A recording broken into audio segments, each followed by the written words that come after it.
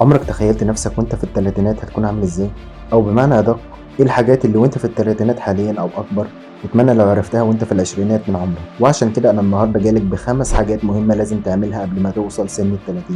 تعتبر هي خلاصة التجربة لكتير من الناس واللي بقدموها لك على طبق من دهب. رقم 5: خليك تقيل في مجالك. اشتغل كتير جدا على نفسك في المجال اللي انت فيه واللي هتقدر تقضي فيه بقية حياتك.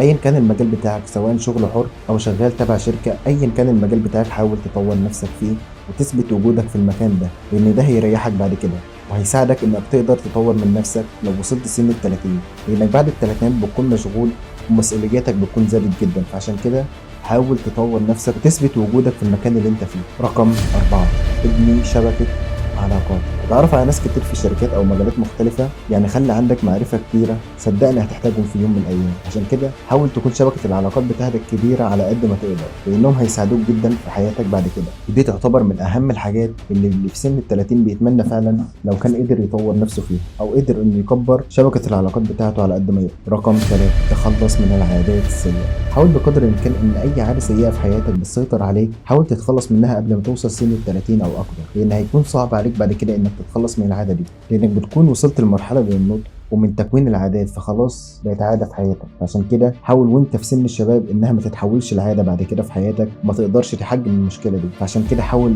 وانت في سن العشرينات تتخلص من اي عاده سيئه ما تقدرش تتخلص منها بعد كده. رقم 2: القرايه. اكيد سمعنا كلنا ان القرايه هي مفتاح العلم وسلاح لاي حاجه انت عايز تعملها في الحياه، لكن ده فعلا ما يجيش ربع الحاجه اللي القرايه بتعمله. لو قدرنا نوصل فعلا لتاثير القرايه في حياتنا هنقدر قد ايه هي مهمه. ودي مرتبطه بالنقطه اللي قبل كده، انك حاول وانت بتهدم اي عاده سيئه في حياتك تبني مكانها عاده كويسه. مفيش احسن من القرايه انك تبنيها. عشان كده حاول تخلي القرايه عاده كويسه في حياتك عشان تستمر معاك في سن الثلاثينات وبعد كده. رقم 1 واخر حاجه معانا النهارده هي الوقت.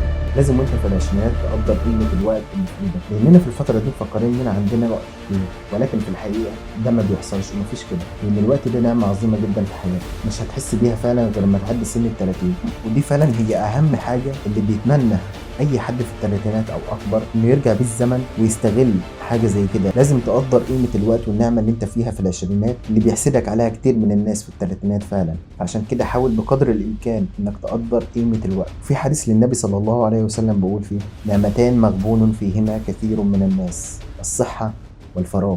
واظن ان دول الحاجتين اللي متوفرين فعلا في شبابك بيكونوا متوفرين بشكل كبير جدا في العشرينات من حياتك. حاول تقدر قيمة النعمة اللي في ايدك. ودول كانوا 5 حاجات مهمة لازم تعرفها وانت في سن العشرينات عشان تقدر تطور من نفسك وتحسن من مهاراتك. كان معكم محمد صلاح، سلام عليكم.